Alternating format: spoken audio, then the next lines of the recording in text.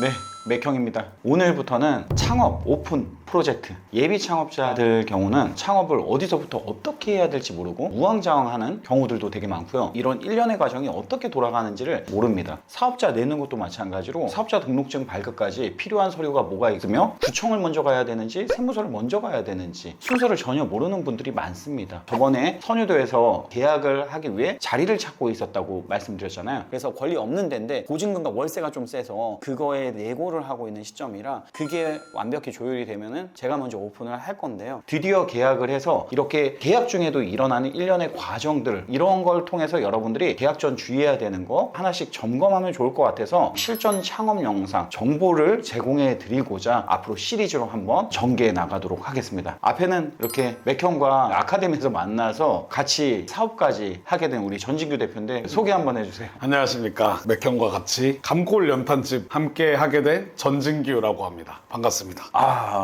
우리 전진규 대표는 지금 머릿속에는 오로지 연탄 생각밖에 없어요. 그래서 심지어 속옷까지 항상 검정색만 입고 있다고 합니다. 피셜인데요.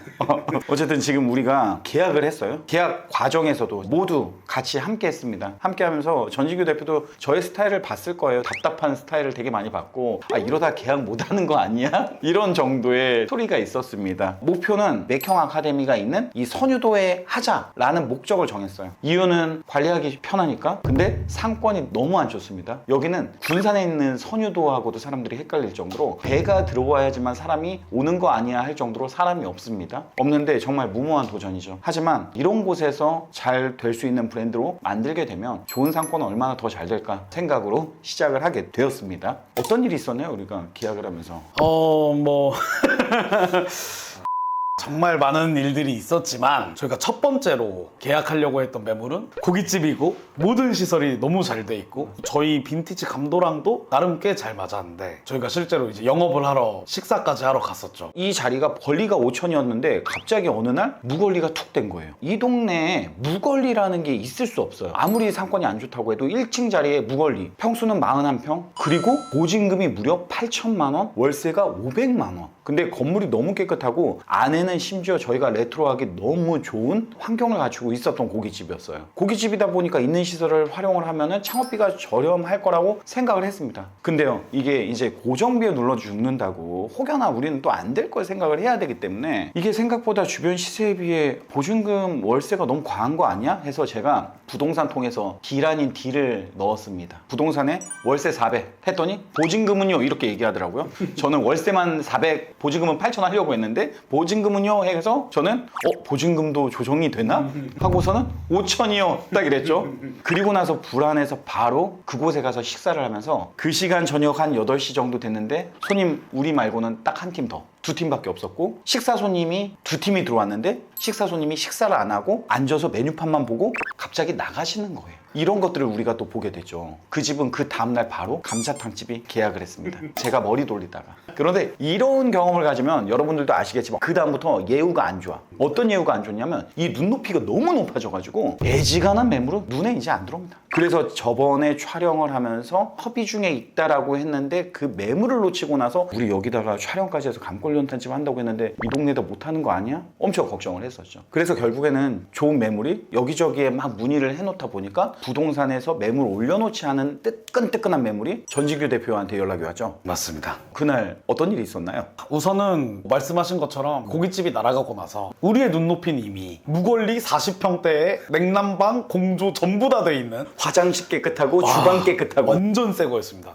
최소 시공비 3천만 원 정도는 좋게 아낄 수 있는 이게 날아가고 나니까 매물을 보는데 다 똥입니다. 정말 그 표현이 딱 맞습니다. 18평에 권리? 1,000만 원도 주기 싫은데 이렇게 돼서 그래도 매일매일 체크를 하고 있었던 찰나에 부동산도 여러분 아셔야 되는 게 한 군데 마음에 안 든다고 저 그건 안 해요 라고 많은 게 아니고 얘기를 해주면 답도 해주고 한번 보시죠 라고 얘기도 해줘야 부동산도 이 사람들 진짜 하려나 보다라고 매물들을 계속 소개를 해주는데 그래서 좀 의미 없는 그런 연락을 여러 부동산과 주고를 받다가 이번에 한 부동산에서 아직 네이버 부동산에도 올리지 않았고 받았고 우리랑만 전속으로 계약하기로 했는데 너무 좋은 자리가 나왔다 라고 얘기를 해서 바로 맥형한테 전화를 했습니다. 저는 우리 전진규 대표하고 연생은 안 말할게요. 저희가 17살 차예요. 저는 이렇게 나이를 먹으면서 불혹이 될 때까지 사업을 많이 하면서 우여곡절이 너무 심했잖아요. 송사에 휘말린 경우가 너무 많아서 무조건 한 번은 더 의심을 하고 보는 습관이 생겼는데, 어쨌든 전진규 대표가 형님 대박 물건이 나왔습니다 항상 다 똥이었는데 대박 자리가 나왔다라는 이야기를 듣고 저는 어떤 의심을 했냐면, 대박 자리가 왜 진지하고 네이버 부동산에 올라가 있지 않고 우리한테 나왔을까? 심지어 10월 31일 날 영업 종료를 하는데 저희한테 연락 온 건 10월 31일이에요. 저희가 보통 가게를 내놓으면 권리를 받고 팔려고 하면 최소한 뭐 6개월 전에는 그렇죠. 시그널을 줘야 되잖아요. 근데 어떻게 어떤 사람이 무슨 일이 있었길래 10월 31일 날 부동산에다 내놔서 그 매물이 우리한테 연락이 왔고, 저는 그랬어요. 좀 뭔가 냄새가 난다. 여기는 원상복구를 해야 되는데 선유도가 아무리 상권이 안 좋아도 서울이고 땅값이 평당 그래도 제가 알기로는 한 6천만 원, 7천만 원 하는 지역인데, 그러면은 그냥 누가 내놔도 이거 무걸리면 무조건 가져가는데, 이전에 놓쳤던 그 매물을 생각하면서 이거 무걸리면 안 되는데, 권리금이 3,500에 나왔거든요. 권리금이 이것도 사실 높은 권리는 아니잖아요. 저렴한 거죠. 저렴한 건데 이거 괜히 의심만 하고 있다? 이거 매물 놓칠 것 같은데? 이런 생각을 진짜 많이 했습니다. 그래서 어쨌든 그 다음날 만났죠. 그 전에 놓친 매물보다도 더 좋은 면에 있었고 단독 건물이라 후드 입상의 문제라든지 민원의 문제에서 훨씬 비교적 자유로운 건물이었고, 예상치 못했는데 너무 좋게도 해당 매물도 화장실이랑 이런 것들이 전부 다 새 걸로 공사가 돼 있고 괜찮았어서, 상호는 얘기 드리면 문제가 생길지 몰라서 정확히 말씀 못 드리겠지만 땡죽이라는 곳에서 그렇죠. 유명한 대기업 프랜차이즈 땡죽 본사에서 운영하던 이 직영 매장이더라고요. 개인 같았으면 빨리 손절하거나 권리를 더 받으려고 하거나 했을 텐데, 기업이 가지고 있다 보니까 그냥 바로 부동산에 내놓고서는 매물 진행을 하더라고요. 계약 종료와 함께. 진짜 말도 안 되는데 기물들도 알아서 본인들이 다 정리를 하시고 권리도 심지어 또 깎았죠 저희가. 아 근데 별로 못 깎았고 쫄았어 솔직히 말해서. 완전히 그냥 매물 몇 번 놓쳐보니까 엄청 쫄아가지고 크게 베팅을 못 하겠더라고요. 그리고 그 상황이 어떤 상황이냐면, 깎을 수 있는 충분한 상황은 되었어요. 왜냐면은 여기 임대 조건이 보증금 5천에 월세가 230에 권리가 3,500에 평수가 25평 1층 단독 건물이었습니다. 근데 여기서 갑자기 당일날 부동산과 거기 본사 담당자들과 저희가 가서 만났는데 갑자기 월세 인상분을 얘기하는 거예요. 여기에 팁이 있습니다, 여러분. 새로운 세입자가 들어오면은 임대료나 보증금을 동결해 주세요. 저희 힘들었습니다. 대부분 이렇게 이야기하시거든요. 근데 이제 집주인분들도 이렇게 임차인이 바뀌는 이런 상황에서 임대료 올리기가 참 좋거든요. 운영하는 사람한테 임대료 올리면은 매월 봐야 되는 순간들이 또 간혹 생기잖아요. 그런데 어차피 이제 안 볼 사람이니까 그 순간 딱 올려버려요.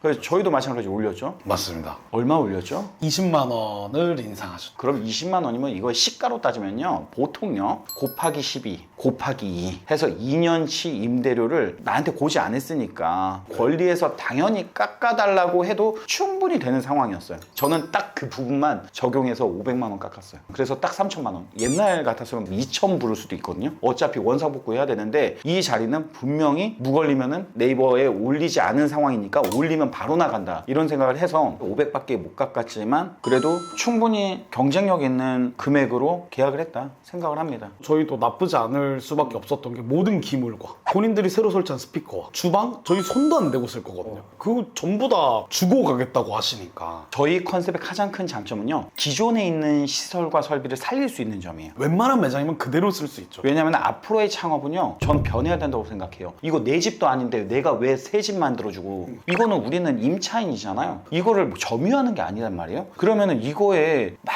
근사하게 치장해서 만들 필요가 뭐 있습니까? 올 공사 해가지고 장사가 잘 되면 모르겠지만 요즘 시기가 어떤 시기냐고요. 기존에 있는 것들을 최대한 살려서 거의 복원하는 수준으로, 그러다 보니까 이제 창업비가 덜 드는 창업을 할 수 있는 게 이제 리스크를 줄이기 위함입니다. 그래서 그런 노력을 지금 엄청 많이 하고 있고, 저희가 계약하러 들어갔을 때 가장 먼저 어떤 점을 유심히 봤어요, 전진규 대표는? 우선은 시설물 파손 정도랑 저희가 복구해야 될 범위, 그리고 제일 먼저 눈에 걸렸던 건 보면 천장에 비닐이 쳐져 있다는 거야. 이게 중요한 단서였어요. 그리고 이제 맥형이 중요하게 봤던 단서가 옥상 방수 페인트 시공이 누가 봐도 너무 새 거다. 아직 비도 몇 번 안 맞은 것 같은 너무 새 것 상태의 옥상이다 해서 부동산에 누수 문제가 있었냐 물어봤고, 어떻게 보면 부동산에서는 얘기 안 해주려는 뉘앙스로 하면 그런 거 없다, 그냥 방수공사 그냥 새로 뭐 정보를 몰랐을 수 있죠. 그전 임차인이 아는 정보니까. 그렇게 했는데 그 회사에서 나오신 담당자분이 솔직하게 얘기를 해주셨죠. 최근 뭐 7월, 8월 비가 많이 왔을 때 있었고, 건물주 분께서는 알아서 해라. 알아서 해라. 공사는 임대인이 했지만 그 비용은 회사에서 대신 납부를 해드렸다고 하더라고요. 건물주 분이 해줘야 되는데 나 몰라라 하면 어쩔 수 없는 게 이 장사하는 사람들 입장에서는 건물주분이 이거를 미적지근하게 대응해 주시고 몇 달 끌면 저희가 할 수밖에 없어요. 이거는 뭐 법적으로 임대인이 해줘야 되니까 난 버텨야지 하고 손님들 머리에 물 떨어지고 있는데 공사 안 할 수가 없단 말이에요. 이 울며 겨자 먹기로 임차인이지만 할 수밖에 없는 부분인데, 저도 오래된 건물에서 직영점을 해봤지만 천장에서 물이 새는 게 아니라 벽을 타고선 그 틈에서도 물이 새거든요. 옆 측면에서도. 이게 물이 새면은 어디서 새는지 잡는 것도 어렵고, 방수를 천정을 한다고 해도 또 비가 벽에서 새는데, 오래된 건물 계약하시는 분들은 유념해야 되는 부분들이 이런 것 같아요. 그러니까 시설물 중에 내가 써야 되는 거 쓰지 말아야 되는 거, 이것보다 더 중요한 건 건물의 상태거든요. 여기 바닥 상태. 우리도 바닥 타일이 깨져 있었잖아요. 깨져 있었는데 만약에 지하가 있었어요. 그러면 지하에서 물이 새면 이거는 정말 장사 못합니다. 계속 찾아 올라와서 물 샌다고 뭐라고 하면은 정말 스트레스 많이 받거든요. 그렇게 해서 심지어 가게 파는 분들도 많아요. 이게 방수공사라는 게 눈앞에 깨진 게 있어서 해도 다른 데로 계속 흐르고 새서 침투가 계속되기도 하고, 진짜 아래층 있는 데서 누수되기 시작하면 밑에 집 시설물, 천장, 조명 전부 다 물어줘야 되는 상황이라 건물 상태 체크랑 누수나 파손된 부분들 보는 건 너무 중요한 것 같습니다. 이렇게 임대차 계약까지 다 무사히 했고요. 잔금일이 19일인데 19일 끝나면은 20일 날 바로 이제 공사가 들어갑니다. 그러면은 공사 들어가기 전에 시간을 일단 2주 벌었어요. 그 시간 2주 가지고도 기존의 임차인과 줄다리기를 좀 했습니다, 저희가. 왜냐면 이게 임대료로 따지면은 거의 하루에 8만 원 정도 꼴인데, 그러면은 2주면은 120만 원 정도의 비용을 얻는 거와 동시에 저희가 2주라는 시간 동안 이제 뭘 해야 되냐면 인테리어 업체 미팅. 그 현장에서 인테리어 회사와 실측을 하고 컨셉을 논의하고 각종 필요한 소품이나 그런 기기들을 어떻게 발주해야 될지, 어떤 제품을 쓸지, 이런 것들 다 정리를 해놔야 됩니다. 근데 딱 계약과 동시에 바로 저희가 장사를 해야 되는 상황이면 이게 임대료가 발생이 계속 되는데, 그 안에서 이것저것 준비하다가 처지면은 공사 또 한 달에 이것저것 준비 또 한 2주에, 그러면은 어영부영 한 2달이 그냥 흘러가 버려요. 그래서 이제 이런 부분들을 좀 막기 위해서 미리 잔금의 기간을 벌어놓는 거. 충분한 시간이 있으면 그만큼 좋은 결과물이 나오기 때문에 서로 피드백도 많이 주고받을 수 있고, 어제도 거의 그래서 오전부터 새벽 1시까지 일정이 계속 있었죠. 이제 앞으로 오픈 전까지 계속 이런 일정들이 있을 거기 때문에 만약에 계약을 했는데 한가하다면 뭔가 크게 잘못된 겁니다. 디자인 미팅하고 컨텐츠 미팅하고 바로 주방 넘어가서 어제도 밤 12시까지 메뉴를 다시 한번 또 잡았거든요. 그리고 또 새벽에 어디 다녀왔다면서요? 당근을 통해서 제 마음에 드는 물품들을 구매하고 싶다고 연락을 뿌려놓은 게 몇 개 있었는데, 이제 계약이 됐기 때문에 오늘은 걷어야겠다, 문고리 거래를 하자, 제 일정이 너무 늦게 끝나니까 그냥 믿고 다 입금해 줄 테니까 집 앞에 좀 내놔주셔라 라고 해서 한 3군데 정도를 돌았고요. 뭐 사왔어요? 액자, 시계, 그리고 저희가 감도를 잡았던 2004년에 출시된 공기청정기, 이렇게 일단 어제 획득을 해왔습니다. 야, 진짜 그걸 파는 사람도 대단하고 사오는 사람도 대단하고. 말하자면 정말 긴 스토리들이 매 에피소드마다 생기지만, 어제만 해도 제가 당근으로 주소 받고 갔는데 일단 현관문이 안 열려요. 현관 비번 알려주셨는데 중앙에 안 열려요. 경비실을 3번을 호출해서 올라갔는데 없어요. 액자가 내놓으셨어야 됐는데 그 옆에 아파트를 다 가봤어요. 이분이 보내주신 104동이 있는 아파트를 반경 100m의 104동을 다 들어가 봤거든요. 다 없어요. 다시 갔어요. 원래 주소지로. 또 없어요. 그래서 이거 사기당했다, 하지만 3,000원이니까 괜찮다 라는 생각으로 나머지 2군데를 들러서 물건을 잘 회수해왔는데, 오늘 아침에 당근 톡이 와 있더라고요. 동물 잘못 보냈다.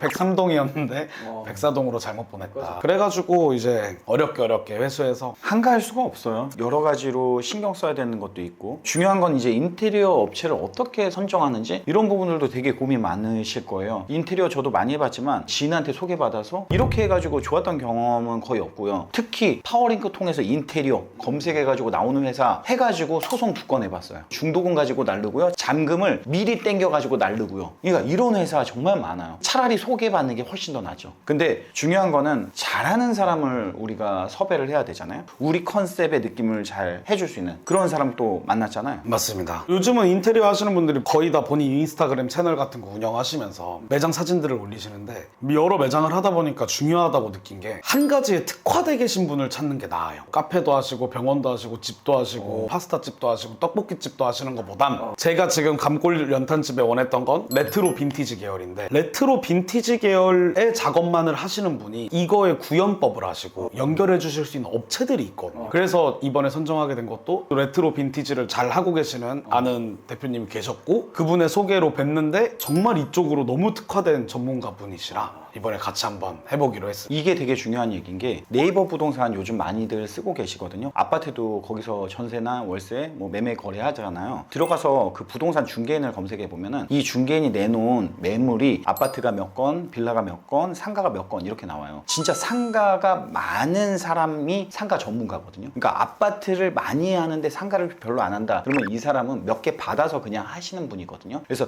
이왕이면 전문가와 거래를 해야 그 매물이 마음에 안 들더라도 우리한테 지금 전화 오는 것처럼 그 사람만 가지고 있는 매물도 있고요. 그렇게 해서 또 좋은 매물이 우리 손에 들어오기도 하거든요. 그래서 이러한 노력을 또 해보는 것도 되게 좋은 방법 중에 하나라고 저는 생각을 합니다.